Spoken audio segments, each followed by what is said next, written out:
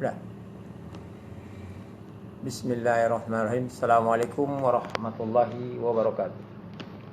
Alhamdulillah, kiranya Allah masih memberi kesehatan dan keselamatan pada kita semua, sehingga kita masih diberi kehidupan hingga malam hari ini. Mungkin insya Allah sampai esok harinya dan hari-hari berikutnya. Dan tidak lupa juga kita ucapkan salawat beriring salam kepada Nabi besar junjungan kita Muhammad SAW yang telah bersusah payah mempertaruhkan jiwa dan raganya untuk menjadikan nikmat Islam menjadi milik kita, menjadi rahmatan lil alamin. Selamat malam, selamat tengah malam. Karena apa? Karena wejangan hari ini, wejangan memang untuk khusus di tengah malam, menjadi pengantar tidur Anda dan juga menjadi bahan pikiran Anda untuk introspeksi diri Anda. Apakah dari pagi sampai hingga larut malam ini bermanfaatkah hidup Anda bagi diri Anda sendiri atau orang lain, bagi keluarga Anda, bagi negara ini, atau juga bagi agama Anda? Yang sering menjadi permasalahan sekarang, mungkin Anda sudah merasa benar-benar sudah dekat kepada Allah. Mungkin Anda sudah merasa benar-benar sudah beriman kepada Allah.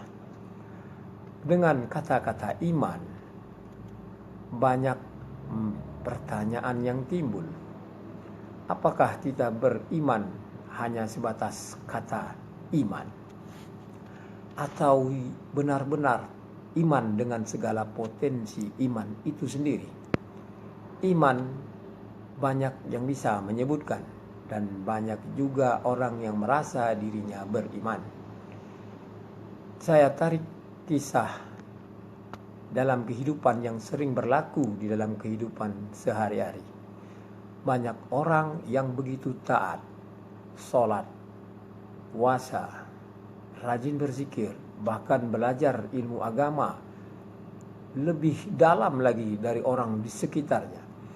Namun apa yang terjadi ketika dirinya berhadapan dengan kekuatan gaib, baik itu datang sendiri dengan segala hasad dengki manusia yang bertujuan untuk menganiaya mereka atau Anda, bahkan sampai tidak hanya mendatangkan penyakit, tapi juga sampai mendatangkan kematian. Nah, timbul pertanyaan dalam benak kita. Di mana kekuatan zikir kita? Di mana kekuatan iman kita? Di mana pembelaan Allah di dalam ini? Apakah Allah tidak membela hambanya? Tentu itu tidak mungkin tidak terjadi. Karena apa? Karena berdoalah kamu, niscaya akan aku kabulkan, kata Allah.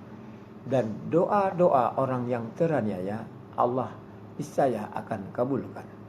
Yang menjadi pertanyaan kembali, manusia diberi hak kehidupan dan kesehatan, dan manusia menjadi khalifah di muka bumi ini. Allah jadikan manusia menjadi khalifahnya, dan di bumi ini tidak hanya manusia yang hidup, tetapi Allah ciptakan juga makhluk-makhluk yang lain, termasuk jin di dalam bumi ini. Maka aku jadikan bumi ini untuk jin dan manusia, kata Allah, dengan catatan bahwa manusia itulah yang menjadi imamnya. Nah, imam tentulah pemimpin. Tentulah kita telah mutlak menjadi pemimpin di muka bumi ini. Dan kita kembali kepada sejarah kesempurnaan ciptaan Allah, bahwa aku jadikan manusia itu sempurna dari segala ciptaanku. Tetapi apa yang terjadi dan yang berlaku dalam kehidupan kita di dalam dunia ini, mengapa kita manusia bisa dianiaya, ditipu daya, didatangkan penyakit, bahkan sampai kematian, dibuat kita lupa akan jiwa kita, dibuat kita lupa akan Tuhan kita. Itu karena tipu daya jin dan setan yang terkutuk. Mengapa itu bisa berlaku pada diri kita? Timbulkanlah pertanyaan itu di dalam diri Anda. Sekali lagi, mengapa itu bisa berlaku pada diri kita? Tentu bukan Allah yang tidak membela hambanya. Bukan Allah tidak mendengar doa-doa hambanya. Bukan juga itu kita menunjukkan arti bahwa jin itu lebih kuat, lebih dikjaya, lebih hebat, lebih berkuasa dari manusia. Telah terjadi kesalahan yang besar dan itu sudah berlaku pada kehidupan kita sehari-hari. Banyak kita dengar dan menyaksikan, mungkin diri kita sendiri atau keluarga terdekat kita teraniaya oleh kekuatan jin setan yang terkutuk. Ada yang disengaja, ada yang tidak disengaja. Yang disengaja ini atas perintah orang yang dekat dengan kekuatan gaib yang memelihara sekumpulan, serombongan ataupun segolongan jin yang terkutuk dengan segala macam kepalsuan-kepalsuan, trik-trik keduniawian yang merubah mereka dengan segala bentuk kehebatan-kehebatan dan tipu-tipu muslihat para jin tersebut yang membuat kita menjadi takut. Kita sering mensakralkan tempat-tempat yang memiliki kekuatan mistik, bahkan kita meminta kekuatan dan doa pada tempat tersebut. Sementara Allah telah menyatakan dalam firman-Nya, berdoalah engkau, niscaya akan aku kabulkan. Akulah tempatmu meminta, dan Allah lah tempat kita meminta. Allah lah yang pantas dan layak untuk kita sembah. Mengapa kita meminta kepada tempat yang lain? Banyak dari kita manusia yang nyata, mutlak, ataupun kita dalam keadaan ragu-ragu bahwa kita merasa kita terkena guna-guna atau sejenisnya seperti sihir, santet, dan lain-lain. Tetapi kita tidak meminta pertolongan kepada Allah. Ada juga kita yang berdoa dalam sholat, dalam hajatnya dan segala macam, tetapi tidak mendapatkan hasil yang berguna dan bermanfaat bagi kesehatannya untuk didapatinya kembali. Justru ke dalam keputusasaan atau ke dalam kebodohan kita melarikan akidah kita kepada tempat-tempat yang tidak layak untuk tempat kita mengadu, untuk tempat kita meminta. Sementara Anda perlu ketahui bahwa ada tempat yang paling kuat, yang paling suci, yang paling hebat di dalam diri kita. Dengan itu, dengan alat itu, dengan tempat itu, dengan media itu, kita bisa berkomunikasi dengan Allah. Dan luar biasa kekuatannya.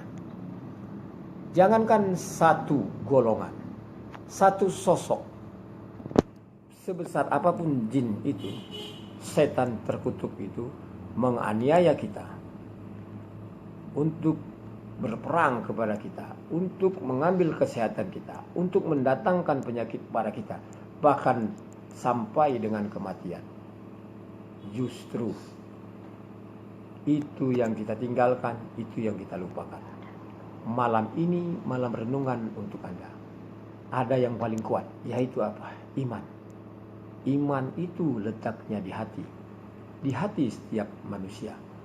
Dan ingat, kata-kata hati itu bukan kata-kata iman mutlak.